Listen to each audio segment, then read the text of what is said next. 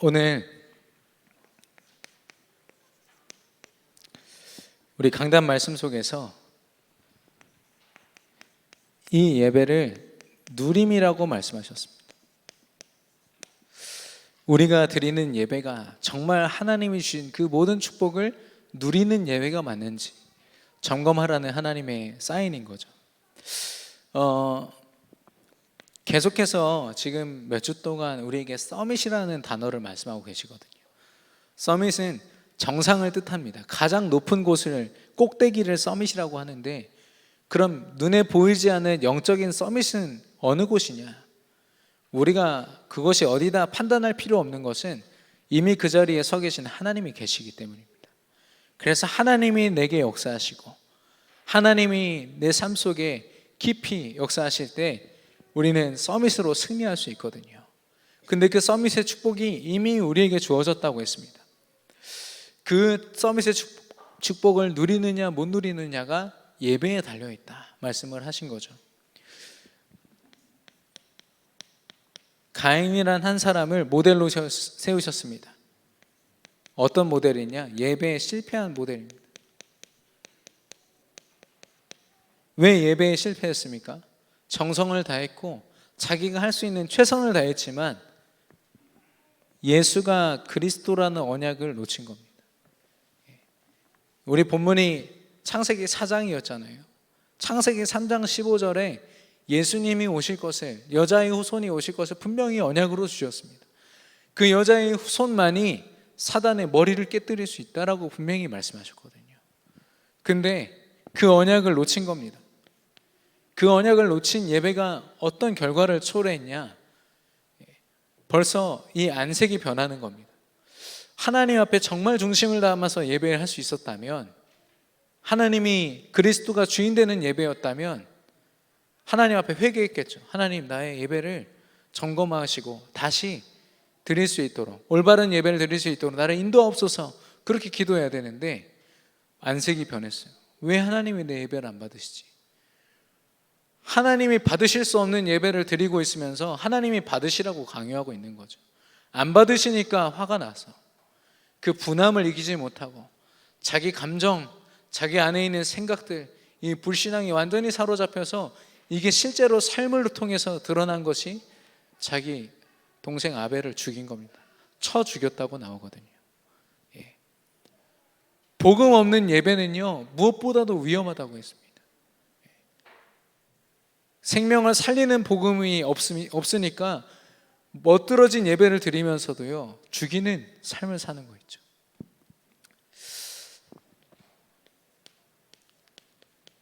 하나님은요, 아벨의 예배를 받으셨습니다. 양의 첫 새끼를 잡아가지고 하나님 앞에 제물로 드렸거든요. 예수 그리스도가 십자가에서 흘리신 피를 상징하는 어린 양을 통하여 하나님 앞에 예배한 겁니다. 그래서 사실 아벨이 성경에 기록된 거는 두 가지, 아벨이 한 거 두 개밖에 없습니다. 태어난 거랑 예배드린 거 두 개밖에 없는데, 하나님은 아벨의 그 믿음을 보셨다고 했거든요. 히브리서 11장 4절에.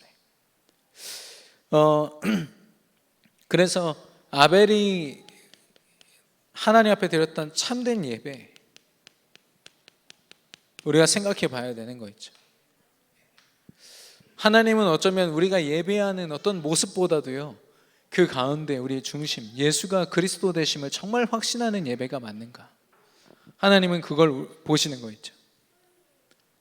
그래서 아벨이 일생에 단 한 번 그 예배를 드리고 청한테 맞아서 죽었지만, 하나님은 그 예배를 통해 하여 지금도 예배의 본으로 아벨을 말씀하고 계십니다. 세계 복음화를 사실상 아벨은 이 단 한 번의 예배를 통해서 하고 있는 겁니다. 지금까지도요. 저와 여러분의 예배가 어떤 예배입니까? 담임 목사님을 통해서요, 지난 몇 년 동안 처음 시작할 때부터 예수가 그리스도 되심을 끊임없이 선포하셨거든요. 그리스도와 함께 선포된 내용들이 무엇입니까? 우리를 통하여 하나님의 나라가 임하고 또 세계 복음화를 이루시겠다. 땅끝까지 증인되리라 하신 말씀은요, 우리가 실력 갖춰가지고 언젠간 이루어지겠지가 아니라 지금 하나님은요 다 펼쳐가고 계시다니까요. 그게 이 단 한 번의 예배의 시간 속에서 우리 삶 속에 딱 각인되어지고 하나님이 역사하시는 순간입니다. 그래서 이 서밋의 축복을 누린다 이야기할 때는요,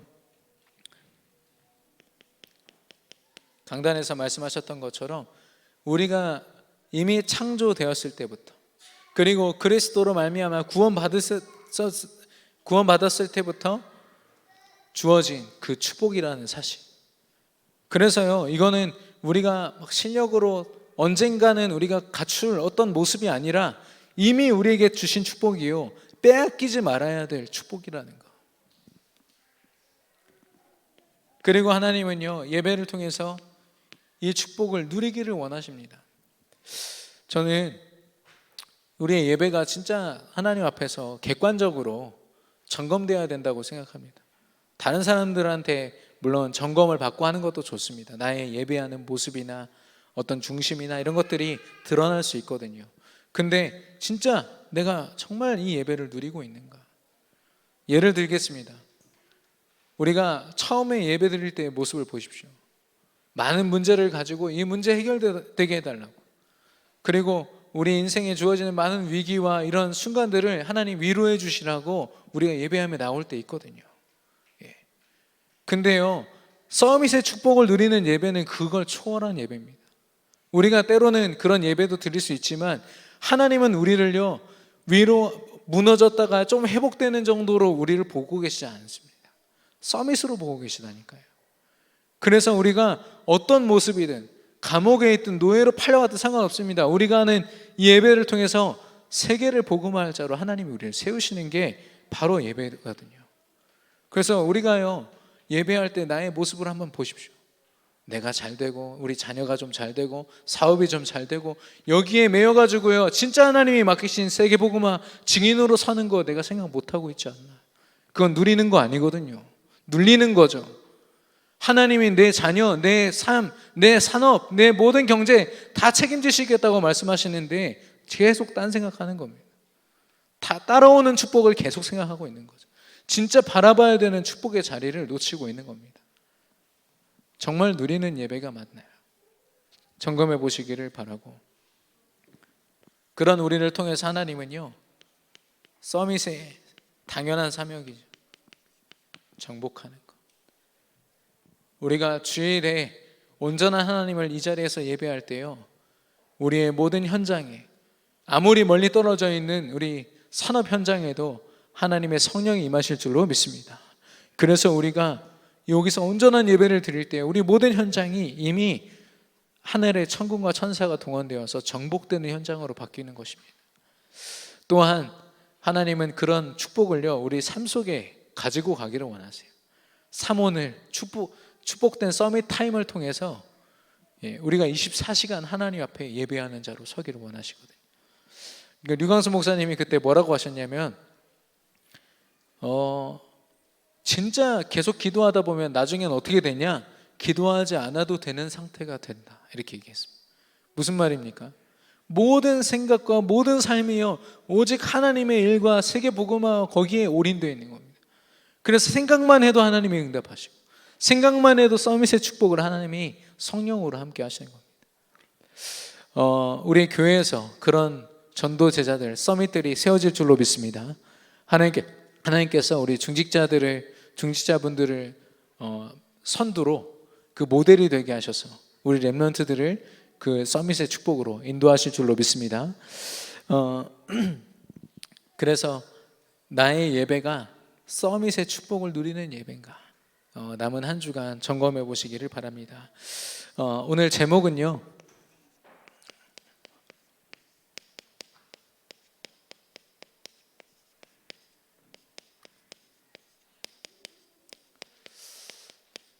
오직 예배를 통하여 라는 제목입니다.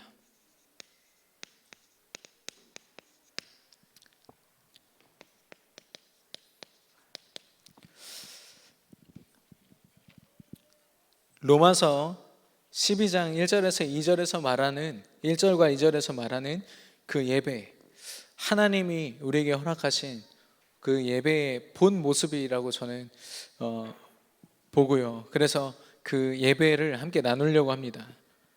로마서 12장 1절에서 2절. 우리가 하나님 앞에 영적인 예배를 드려야 된다라고 말씀하고 있습니다. 우리 예배 시작할 때도 말씀하죠. 하나님은 영이시니 영과 진리로 예배할지니라. 그 예배의 모습은요, 사실 이 모습입니다. 서밋의 축복을 누리는 예배의 모습. 그걸 이 로마서 12장 1절 2절에서 구체적으로 또 설명하고 있는데요. 내 삶을 거룩한 산 제물로 드리라 말씀하셨습니다. 이 말은 무엇입니까? 그냥 내가 하나님이 원하시는 어떤 모습으로 내 삶을 드리고 마음껏 헌신하고 헌금을 쏟아 부으면 하나님이 그런 나를 제물로 받으십니까? 내 삶을 사용하십니까? 하나님은요, 우리가 내는 어떤 헌금이나 어떤 헌신이나 어쩌면 하나님은 그거 필요 없으실 수도 있습니다. 하나님이 정말 원하시는 것은 뭐냐면요, 마태복음 16장 16절에 예수만이 그리스도라는 그 사실, 그 믿음으로 드려지는 예배 속에서 하나님이 우리의 삶을 산 제물로 받으시는 겁니다. 그래서 우리가 육신을 입고 한계 많은 모습으로 살아가지만 온전한 예배를 하나님 앞에 드릴 때 작은 모습까지도 하나님의 일을 위해서, 세계복음화를 위해서 쓰임받을 수 있다는 말입니다.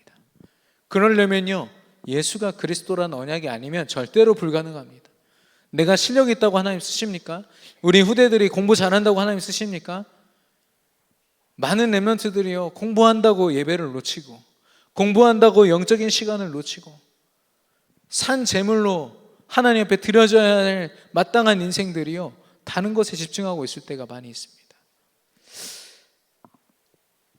하나님은요, 이 믿음이 갈라디아서 2장 20절로 고백되기를 원하십니다.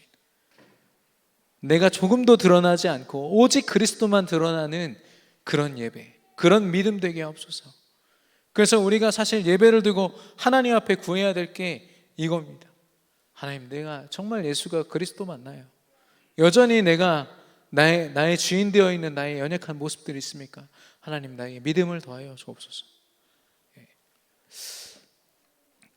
그래서 하나님은요, 예수 그리스도가 아니라 오직 예수 그리스도가 되기를 원하십니다.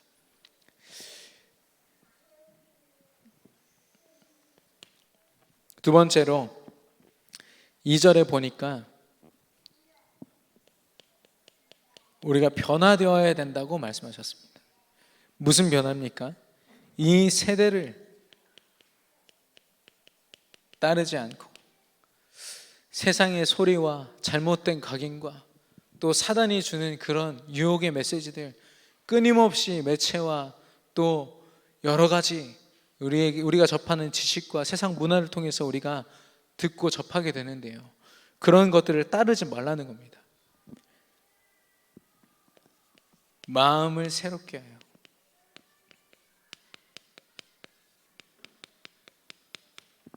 세상이 말하는 그 명상을 통해서 마음을 비우고 나의 욕심을 버리고 또 우주의 기운 가운데서 나를 찾아라, 이런 수준으로 마음을 새롭게 하는 그것과 완전히 다른 내용입니다. 우리가 그리스도를 고백함으로 하나님 앞에 새로운 피조물이 되었던 그 모습대로 오직 예수 그리스도가 고백됨으로 나의 연약한 모습들이요, 하나님의 전능하심으로 채워지는 겁니다. 나의 한계 많은 모습들이 그리스도의 권세로 채워지고 사단이 틈타지 못하는 그런 하나님 앞에 자녀된 그 신분과 권세를 누리는 모습으로 변화되는 것. 그래서 세대를 쫓지 말고 마음을 새롭게 하여 변화를 받으라고 했습니다. 이 변화는 결국 어떤 변화입니까?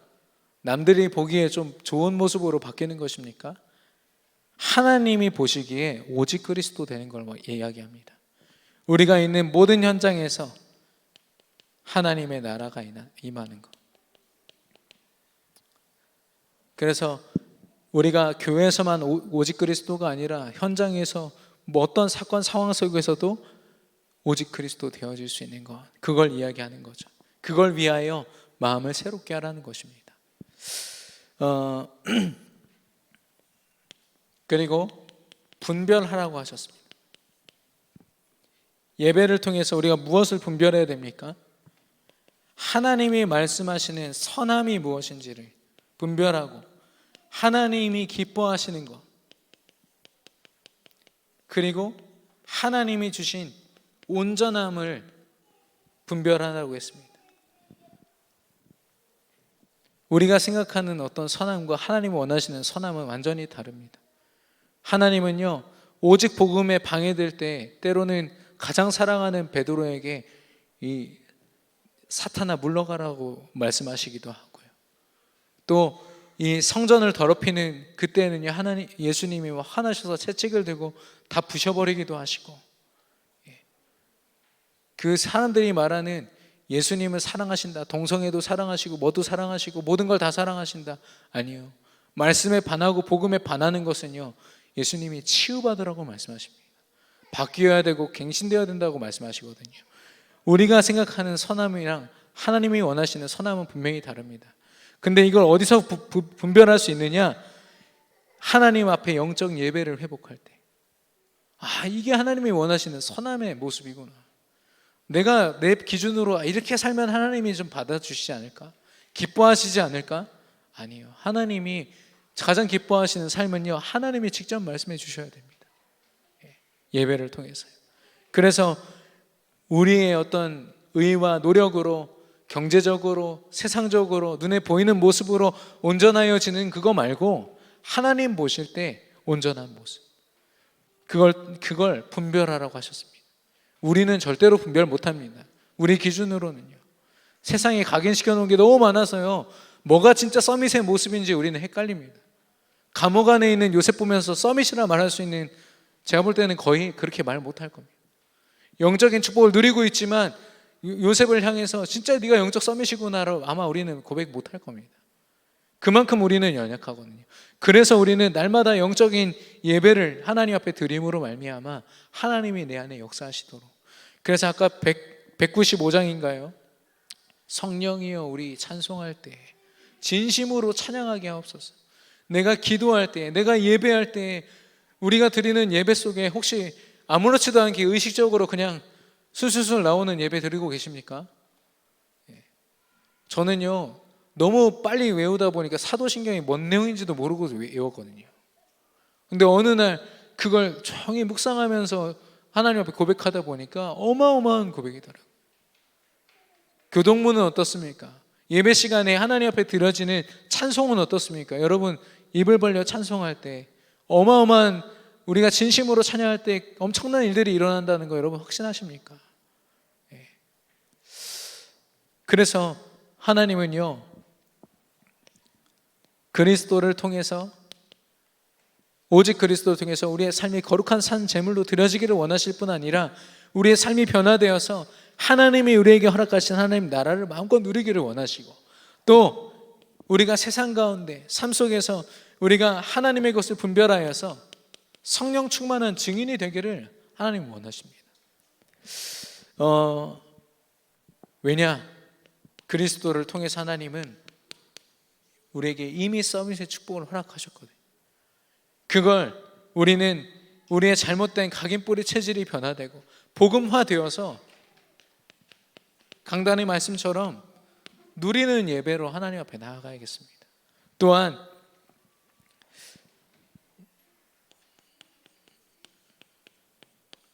하나님이 우리에게 누리게 하신 그 증거를 가지고 모든 현장의 증인으로 서는 것, 이게 우리가 드리는 영적 예배의 실제 내용이고 모습입니다. 그런데 사단이요, 이걸 계속 방해합니다. 내가 서밋이라는 걸 놓치게 만들어요. 우리 제 집사님 한 분이 저한테 포럼하셨는데, 하나님이 지금 몇 주 동안 계속 말씀하셨대요. 귀에다가 너 서밋이야, 너 서밋이야. 근데 본인은 아닙니다, 아직 아닌 것 같습니다. 그러다가 어느 날 깨달았다는 거예요. 하나님이 이 말씀을 하셨구나. 내가 서밋이었구나. 처음부터 주신 축복을요, 사단은 계속 평가절하해서 너 이것도 없고 이것도 못하고 저것도 안 되니까 너 서밋 아니야, 계속 속입니다. 그래서 맨날 문제만 가지고 하나님 앞에 나와서 문제 해결받는 예배만, 그걸로 만족하고 살아가도록 우리를 제한하죠. 그리고 우리의 삶이요, 하나님의 복음을 위해서 변화되지 못하도록 각인뿌리 채진 옛틀 가지고 끊임없이 살아가도록 우리를 속입니다. 왜냐? 이거 누림으로 말미암아 증인 못되게 하려고. 아무리 이걸 누려도 우리가 세상 속에 증인으로 서지 못하도록, 그냥 나 하나 잘 되고 내 후대가 좀 누리는 것 같으면 그걸로 만족하고 살도록 사단이 또 속이는 거 있죠. 근데 하나님이 처음부터 주신 영적인 예배와 그 축복은요, 우리의 모든 삶이 되어야 될 줄로 믿습니다. 절대 빼앗기지 않는 저와 여러분 되기를 축원합니다. 그러면 이런 예배의 모습을 보고 올바른 예배, 어떤 축복이 또 어떤 응답이 있는지 우리 성경을 근거로 같이 보기를 원합니다. 창세기 12장 7절에서 8절. 하나님이 아브라함에게 말씀하십니다. 본토 친척 아비 집을 떠나 내가 지시할 땅으로 가라. 어디로 가라고 정확하게 지명을 말씀하지 않으셨어요. 그 말은 계속해서 성령으로 인도하신다는 것이고, 그 말은 가다가 무슨 일을 만나고 어떤 일을 만날지 절대 알 수 없다라는 겁니다. 근데 아브라함이요, 그런 어떤 막연함 앞에서 오직 하나님의 언약과 하나님의 뜻을 바라보고 믿으면서 단을 쌓습니다. 단을 쌓고 여호와의 이름을 불렀다 했거든요.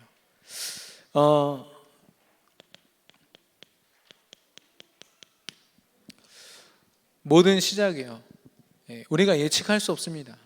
아무리 뛰어난 사람인다 한들 세상의 모든 것을 다 컨트롤할 수 없거든요. 가장 중요한 건 아무리 뛰어난 사람도 사단을 자신의 힘으로 이길 수 없다는 겁니다. 오직 하나님만이 우리를 지키셔서 올바른 시작과 과정과 끝까지 우리를 인도하실 수 있는 거죠. 그래서 하루를 시작할 때요, 올바른 예배로 시작하느냐, 엄청난 큰 차이인 거 있죠. 제가 오늘 새벽에도 말씀드렸지만 어떤 우리 청년 한 명이 굉장히 영적으로 어려움 가운데 있는 사람을 만난 겁니다. 굉장히 오랜 시간 동안 상담을 했는데 이 사람이 막 자살할 수도 있는 그런 상황인 거예요. 제가 들어보니까 굉장히 위험한 상황이었습니다. 근데 그 몇 시간 동안 한 말이요, 위로했다는 거예요.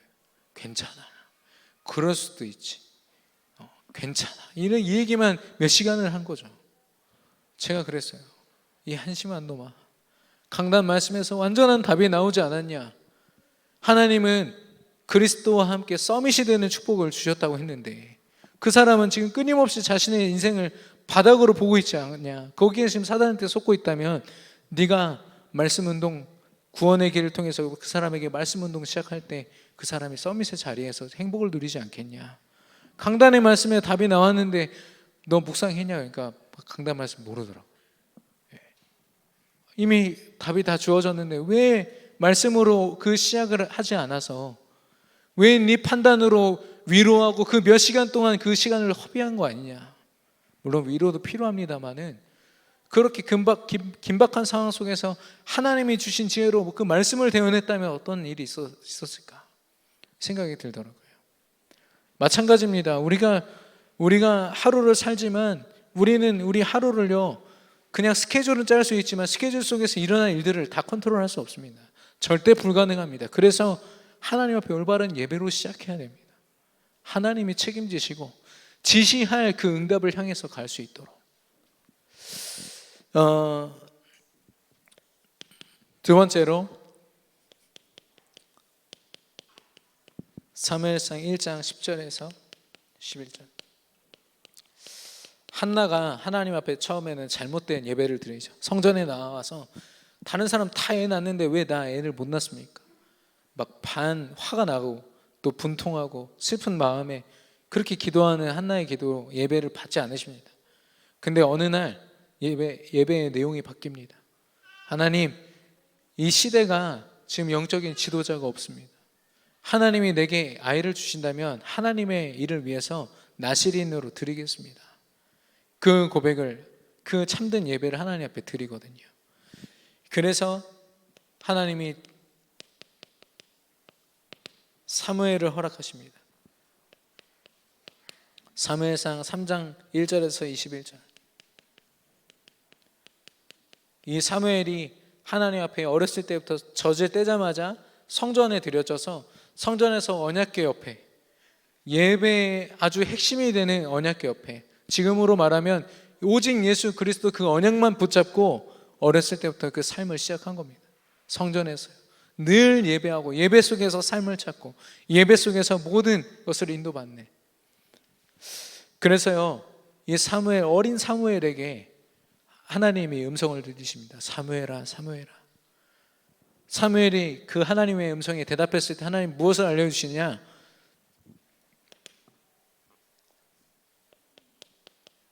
그 시대를요, 그 어린 사무엘한테 말씀하시는 거 있죠.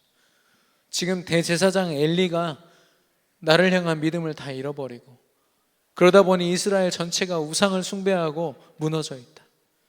그걸 너를 통해서 회복할 것이다. 이 시대의 흐름과 그 회복을 사무엘에게 이 예배의 시간에, 하나님의 언약궤 앞에 나와 있는 그 시간에 말씀으로 허락하신 겁니다. 결국에는 하나님이 실제 주신 이 언약을 그대로 사무엘 삶 속에서 이루셔서 미스바 운동의 주역이 되게 하셨죠. 우상을 무너뜨리고 하나님의 말씀으로 사람을 세우는, 우리가 드리는 예배를 통해서 하나님은 이 시대의 흐름을 알게 하실 것이고 이 시대가 진짜 회복해야 될 것이 무엇인지 하나님 알게 하실 줄로 믿습니다. 그리고 열왕기상 3장 4절에서 5절. 이 다윗이란 왕이 자기 삶 속에서 최고로 성공하고 승리하고 자기가 가진 모든 것으로 하나님의 성전을 짓길 원해서 성전을 지을 모든 준비를 다 마치고 자기 아들 솔로몬에게 그걸 전달합니다. 그 솔로몬이 이제 하나님 앞에 그 성전을 짓고 하나님의 귀한 일들을 시작하는데요, 성경에 있는 많은 왕들과 많은 사람들이요, 어마어마한 축복을 받았을 때 이제 모든 위기가 뭔가 끝났다 생각 들었을 때 하나님 앞에 불신앙이 시작되거든요. 새로운 불신앙이. 근데 솔로몬은요, 그 시작 속에서 자기가 가진 모든 것으로 1000번제를 드립니다. 하나님의 성전을 짓고 1000번제는 번제를 1000번 드렸다는 게 아니라 1000마리의 그 제물로 하나님 앞에 어마어마한 예배를 드렸다는 겁니다. 그만큼 하나님이 영광 받으시라고. 그래서 하나님이 이 예배를 받자마자 솔로몬에게 말씀하십니다. 너 도대체 뭐 갖고 싶냐? 내가 다 줄게. 그때 솔로몬의 고백은요, 하나님이 내게 백성들을 허락하셨는데 그들을 다스릴 지혜가 없습니다. 지혜를 허락하여 주옵소서. 하나님이 너무 이뻐하셔서 지혜뿐만 아니라 모든 축복까지 다 주셨습니다. 물론 솔로몬이 나중에는 이 중심, 이 예배를 놓치고 의식만 남은, 형태만 남은, 중심을 잃어버린 예배로 이스라엘이 분열되는 그런 일들이 있었지만 어쨌든 가장 성공하고 가장 잘 되는 그때에 하나님 앞에 예배한 겁니다. 그걸 가지고 하나님만 영광 받으시도록. 다윗도 마찬가지였죠. 그래서 하나님을 향한 헌신,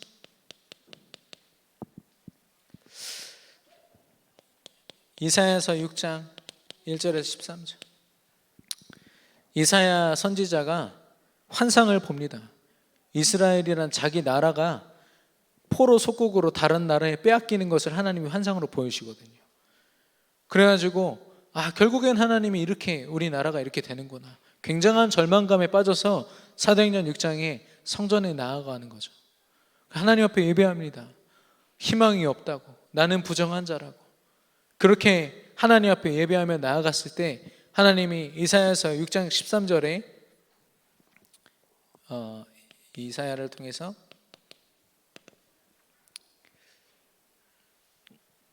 미래를 보여주십니다.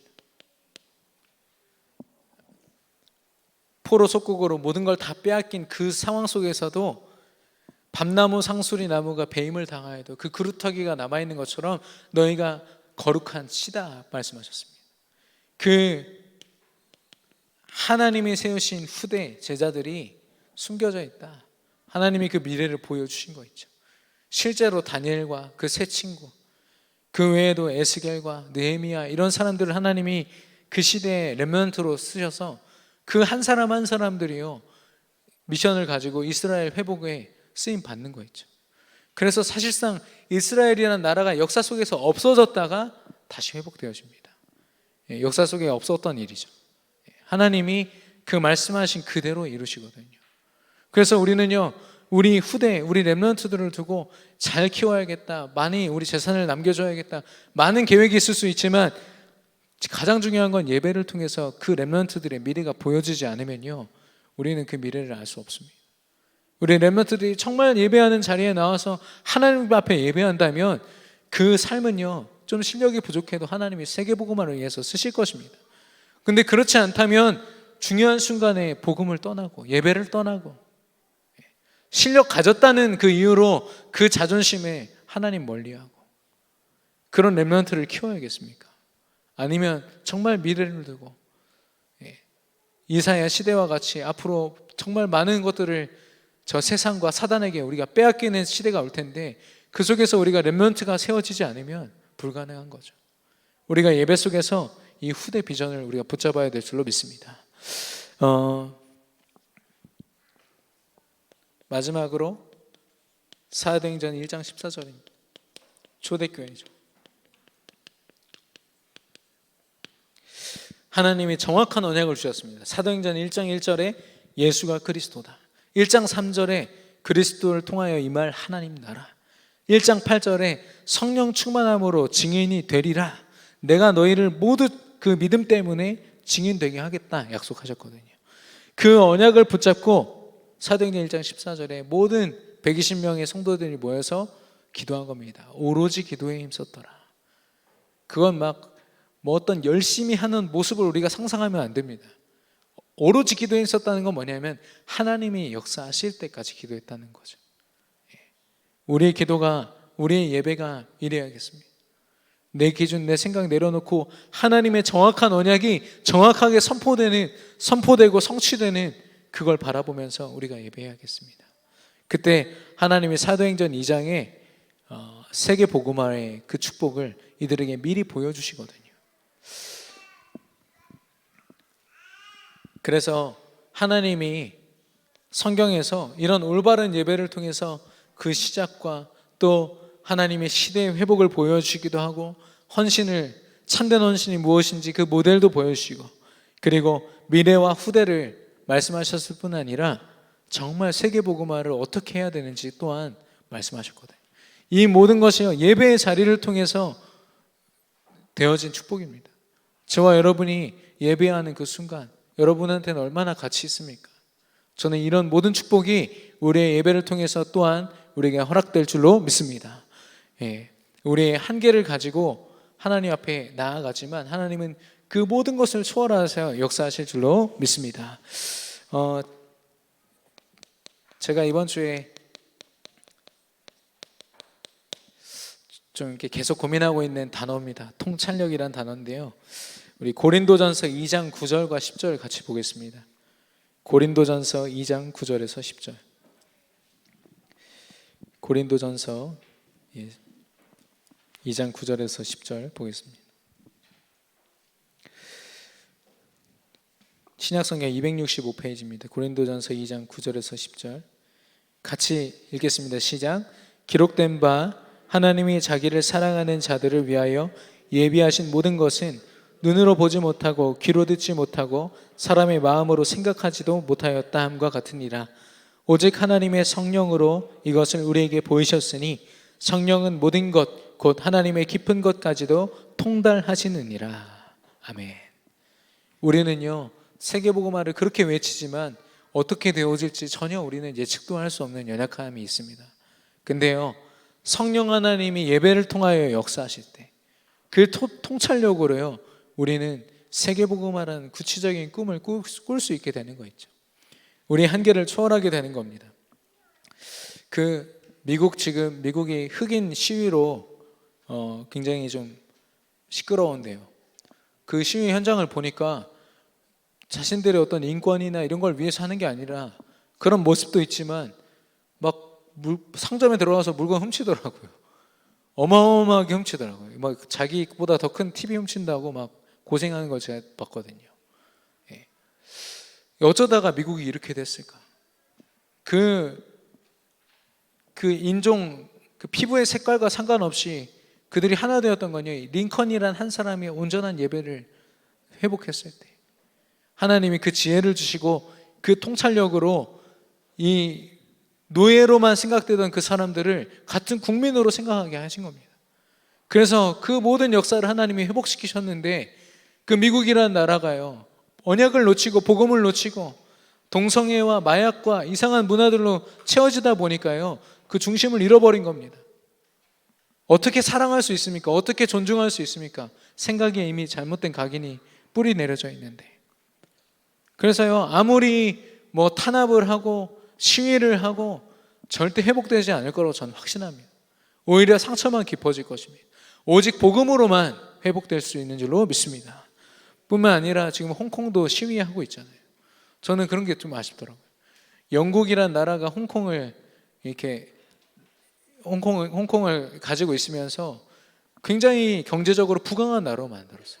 어마어마하게 부강한 나라로 만들었는데 놓친 게 뭐냐? 하나님이 루터를 통해서, 칼빈을 통해서 유럽에 회복하신 복음을 증거를 안 한 겁니다. 홍콩에요, 오직 복음이 선포되는 교회가 몇 없습니다. 영국이요, 본인들도 그 복음을 놓쳤을 뿐 아니라 그 놓친 상태를 가지고 경제만 잘 되게 한 겁니다. 만약에 그 상태로 99년 동안 홍콩이 복음화 되었다면 아마 지금쯤 중국어를 어떻게 하면 복음화할 것인가를 홍콩이 생각하고 있을 텐데, 그게 아니라 경제적으로 자유를 지킨다, 뭘 지킨다, 지킬 수 있습니까? 제가 그걸 볼 때마다 복음적으로 보게 되더라고요. 물론 제가 역사적인 어떤 그런 지식이 뛰어난 건 아닙니다만은 볼 때마다 저 나라가 진짜 복음을 알았다면 저런 일들이 없었을 텐데, 크고 작은 사건들이 하나님이 주시는 그 지혜로 보여지는 거 있죠.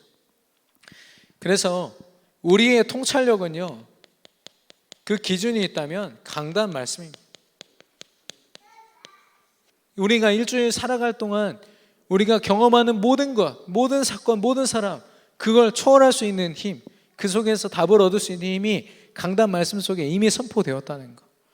그래서 우리는 일주일을 시작할 때 이미 완전한 답과 힘과 모든 걸 다 가지고 시작하는 겁니다. 중요한 건 얼만큼 누리느냐의 싸움인 거죠.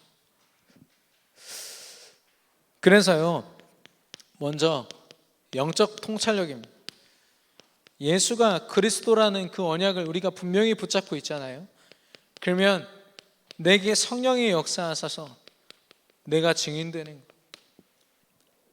우리가 감히 상상할 수 없지만 하나님이 연약한 나를 들어서 성령 충만함으로 증인되는 그걸 우리 렘넌트들과 저와 여러분에게 꿈꾸게 하시고, 저와 여러분의 감당하고 있는 사업과 모든 일들을 통해서, 학업을 통해서 이 꿈을 꾸게 하시는 겁니다.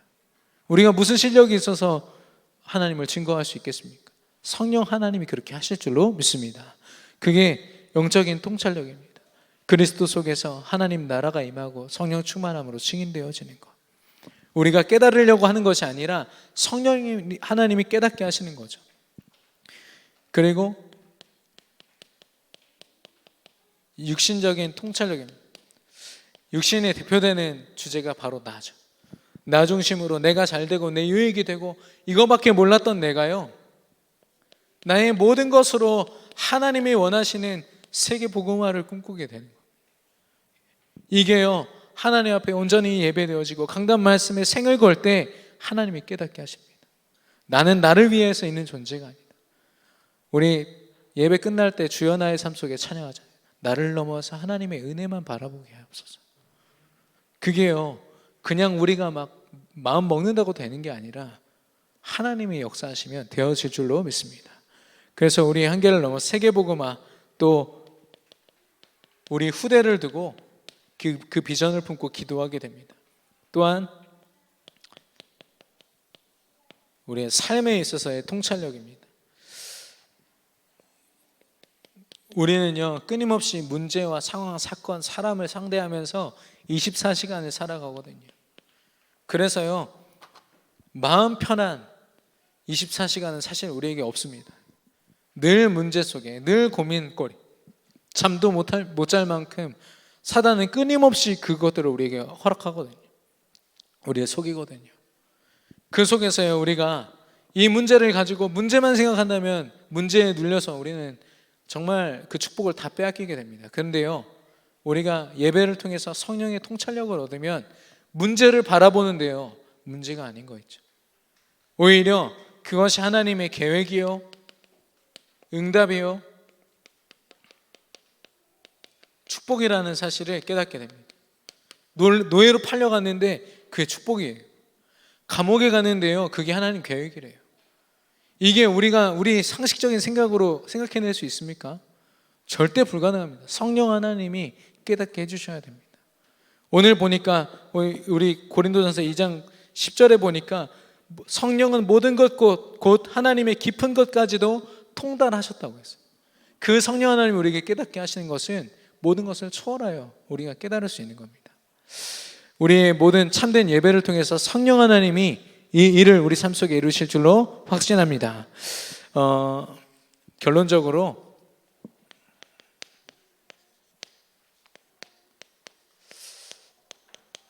공예배, 지금 이렇게 새벽 기도에도 우리 전 성도님들이 같이 참여해서 새벽 기도가 진행되고 있는데, 저는 공예배에 우리가 참여할 수 있는 것 자체가 특혜다. 왜냐? 하나님이 우리를 위해서, 우리를 서밋의 축복을 누리게 하시려고 준비한 모든 것을 맛보는 시간이기 때문에, 우리의 모든 걸 초월하여서 하나님의 통찰력으로 세계복음화의 증인으로 서는 축복된 시간이기 때문에 우리는 그런 특혜를 입고 있는 줄로 믿습니다.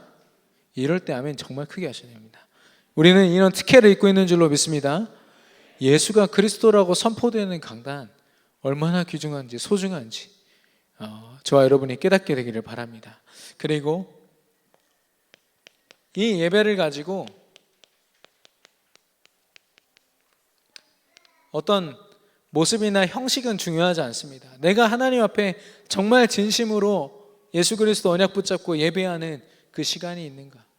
하나님은요, 이미 우리에게 이 특혜 공예배를 통해서 서밋으로서 누려야 될 것, 일주일 동안 살아갈 성공의 방법들을 다 말씀해 주셨거든요.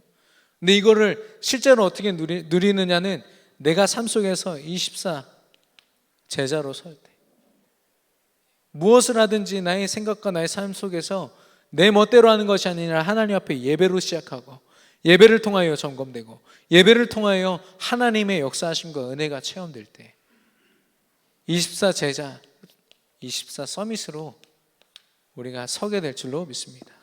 그래서 이 개인 예배는 다른 말로 하면 현장 예배입니다. 여러분이